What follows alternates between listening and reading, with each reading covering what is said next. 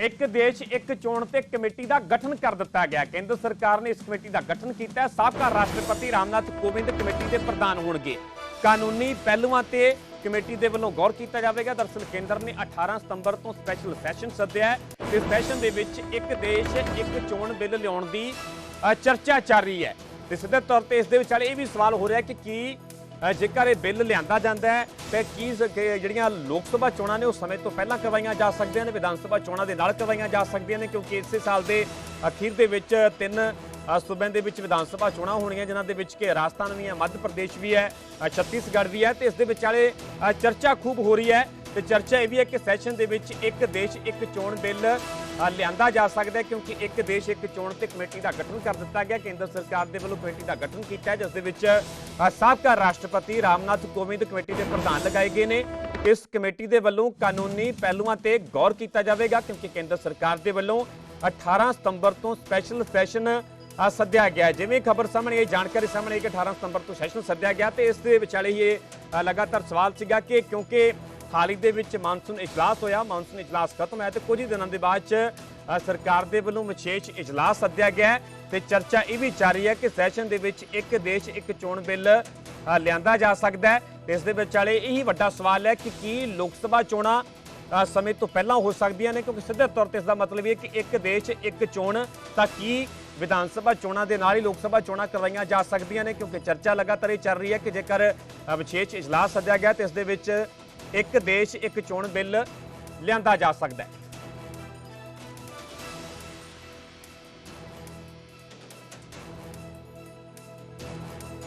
तो एक देश एक चोण की गल की जाए तो सरकार का तर्क है कि इस दे नाल नीतिगत फैसलों पर जी तेजी होगी, तेजी आएगी। पर विरोधियों का कहना है कि सरकार का बुखलाहट वाला एक कदम है, बुखलाहट वाला कदम विरोधी तरह से दस्या जा रहा है। सरकार का कहना है कि पैसे की बर्बादी इस बंद होगी, संघी ढांचे के खिलाफ है। विरोधियों के वालों इस पर सवाल खड़े किए जा रहे हैं। सरकार का कहना है कि नीतिगत फैसलों के तेजी आएगी। सारिया विधान सभावां का कार्यकाल वक्-वक् है, विरोधी तरह के वालों कहा जा रहा है। वार वार चोणां दे नाल काम रोकते हैं सरकार का कहना है, तो विरोधियों का कहना है कि सरकार का यह बुखलाहट वाला कदम है।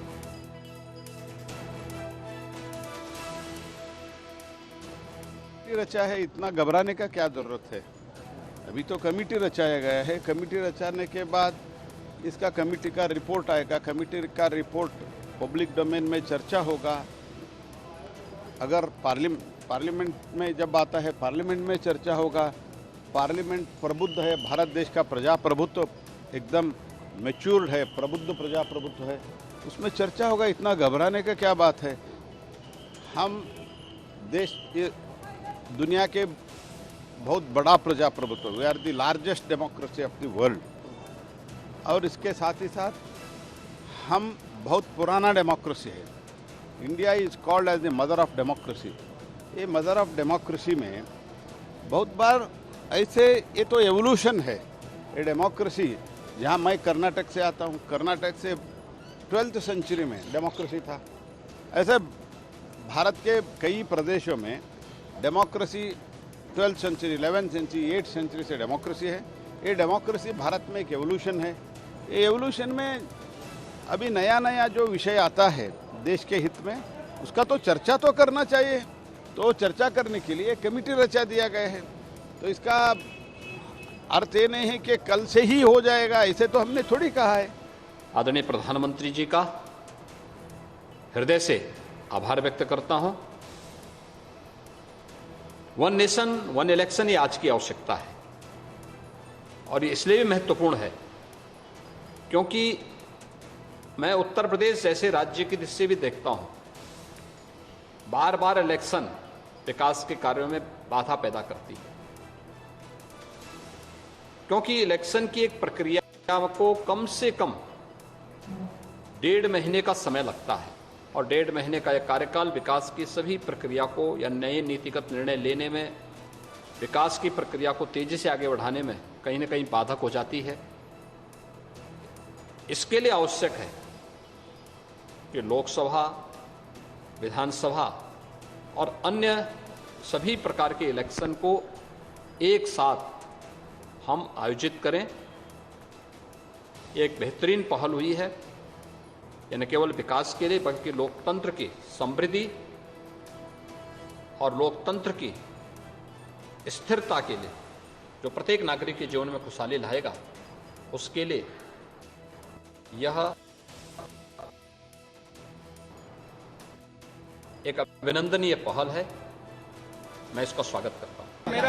मेरी जानकारी है 1967 तक वन नेशन वन इलेक्शन ऐसे निर्णय था और इसमें एक ही कहूँगा, इस निर्णय का स्वागत मोदी जी जो करेंगे, देश की जनता के भले का निर्णय करेंगे।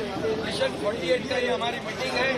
ये मिशन 48 में महाराष्ट्र उत्तर प्रदेश के बाद पूरी ताकत के साथ मोदी जी के पीछे खड़ा रहेगा और इसीलिए आज ये मिशन 48 की बैठक है। हो रहा है, देश के राष्ट्रपति रहे हैं, तो निश्चित रूप से बहुत ही उनका इस पद को स्वीकार करना, इस दायित्व को लेना, ये अपने आप में बहुत बड़ी बात है और हम इसका स्वागत करते हैं कि इस प्रकार की व्यवस्था देश के अंदर लागू होनी चाहिए। से पता चलता है कि बीजेपी देश को बर्बाद करना चाहती है और लोकतंत्र के लिए आज बीजेपी केंद्र सरकार जो बहुत बड़ा खतरा बनी हुई है। सो ऐसा बिल्कुल हम इसकी निंदा करते हैं, ऐसा बिल्कुल नहीं होना चाहिए। इसको तुरंत, जो उसका इरादा है कोई गवर्नमेंट ऑफ इंडिया का या बीजेपी का, इसको तुरंत वापस कर लेना चाहिए। नेशनल पार्टियां हैं, बहुत सारी नेशनल पार्टियां हैं, डिफरेंट पार्टियां हैं। किसी पार्टी का आधार किस स्टेट में है, तो जो लैंग्वेज बेस पे या किसी और एरिया बेस पे जो पार्टी बनी हुई है, उनके लिए बहुत बड़ा नुकसान होगा। कहीं जोग्राफिकली जब बात करते हैं, जो हिमाचल की बात करते हैं, जम्मू कश्मीर की बात करते हैं, असम की बात करते हैं, वहाँ जोग्राफिकली वहाँ बहुत इम्पॉसिबल होगा कि एक समय इलेक्शन हो। तो मेरा मानना है कि बिल्कुल जो सिस्टम अब चल रहा है इसको ही चलने देना चाहिए और इसमें कोई भी जो पेनिट्रेशन है बीजेपी की तरफ से, वो बहुत ही घातक देश के लिए सिद्ध होगी। स्पेशल सेशन 5 दिन का सरकार बुला रही है, लेकिन सस्पेंस है, कौन सा बिल आएगा, कौन सा बिल नहीं आएगा। चर्चा है मीडिया के अंदर, वन नेशन वन इलेक्शन के लिए कानून आ सकता है, वीमेन रिजर्वेशन के लिए आ सकता है, यूनिफॉर्म सिविल कोड के लिए आ सकता है। क्या देश के अंदर तानाशाही है? अगर स्पेशल सेशन आपको बुलाना है, आपको विपक्ष को कॉन्फिडेंस में लेना चाहिए कि आप स्पेशल सेशन बुला रहे हैं और क्यों बुला रहे हैं, उसमें क्या ज़रूरत है, कौन से बिल पास करेंगे। ऐसा नहीं है कि स्पेशल सेशन पहली बार बुलाया जा रहा है। इस देश के अंदर पहले भी हो चुका है, स्पेशल सेशंस बुलाए गए हैं, लेकिन हमेशा अपोजिशन को कॉन्फिडेंस में लेकर बुलाए गए हैं। ये तो तानाशाही है, ये लोकतंत्र नहीं है कि जो मर्जी आए प्रधानमंत्री वो करते चले जाएं।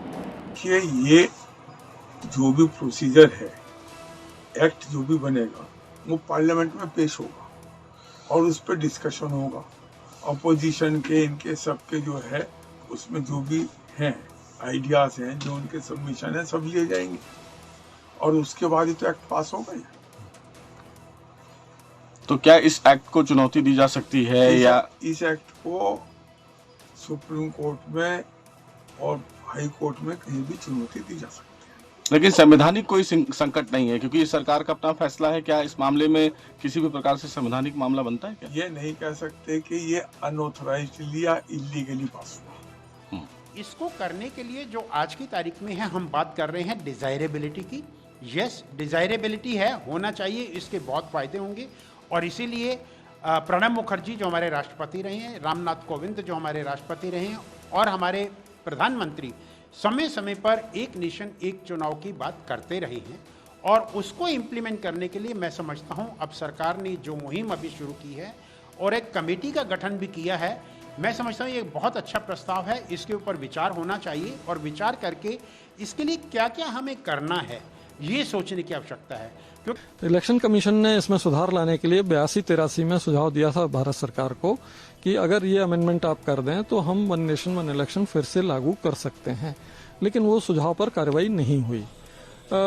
इसके बाद 2015 में सरकार ने इलेक्शन कमीशन से पूछा कि क्या वन नेशन वन इलेक्शन फिर से करना संभव है, तो इलेक्शन कमीशन ने भारत सरकार को बताया कि बिल्कुल संभव है और हम करा सकते हैं अगर संविधान में संशोधन हो जाए, लोक प्रतिनिधित्व अधिनियम 1951 में संशोधन हो जाए और हमें ईवीएम वीवीपैट जो पर्याप्त नहीं है उनकी मैन्युफैक्चर और खरीदने के लिए पैसा हो जाए और पर्याप्त संख्या में पैरामिलिट्री फोर्स मिल जाए तो ये पॉसिबल होगा और इलेक्शन कमीशन इसको कराने में सक्षम होगा। अब अभी की स्थिति की डिफिकल्टी तो एक ही है कि अमेंडमेंट कॉन्स्टिट्यूशन में और लॉ में, तो इसलिए पहला तो है अमेंडमेंट अगर हो जाएंगे तो फिर इलेक्शन कमीशन से मिलके ये तय कर लें कि कितनी ईवीएम वीवीपैट उनके पास हैं, कितनी की जरूरत है, लगभग 35 लाख की जरूरत होगी, तो वो गैप अगर है तो उसके लिए पैसा दे दें और उसको मैन्युफैक्चरिंग के लिए टाइम दे दें तो वो मिल जाएंगे।